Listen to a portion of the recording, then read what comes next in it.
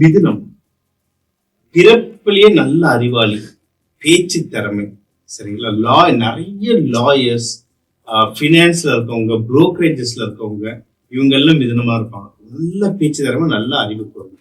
நீங்க ஏற்கனவே 3-4 மாசம் செம ஜாக்பாட்ல இருக்கீங்க. ஏன்னா உங்களுக்கு குரு உங்க வீட்லயே இருந்தாரு. சரி, இப்ப அவர் கடகத்துக்கு போறாரு ஒரு 60 நாளைக்கு.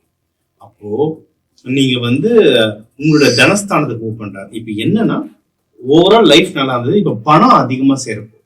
ஸோ ரொம்ப நல்ல விஷயம். நீங்க பணம் உங்களுக்கு ரொம்ப நல்லா அதிகமா சேரப்போம். இப்ப அங்கிருந்து உங்களுடைய 6ஆம் வீடான விருச்சிகத்தையும் பாக்குறாரு. இப்ப இதனால உங்களுக்கு எதிரிகள் தொல்லை அது எல்லாமே கம்மியாகும். நோய் நொடிகள் கம்மியாகும்.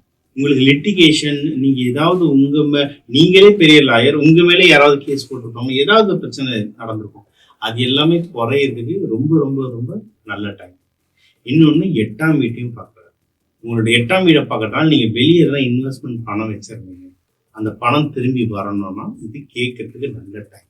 முடிஞ்ச அளவுக்கு தாராபலன், பஞ்சபக்ஷிலாம் கத்துக்கோங்க. இதை கத்துக்கிட்டீங்கன்னா நீங்க எந்த நாள் எந்த நேரத்துல கேட்கணும், ஸோ அந்த டைம்ல உங்களுடைய ஆக்கர்ஷண சக்தி ஜென்ரலாவே நல்லா இருக்கும்.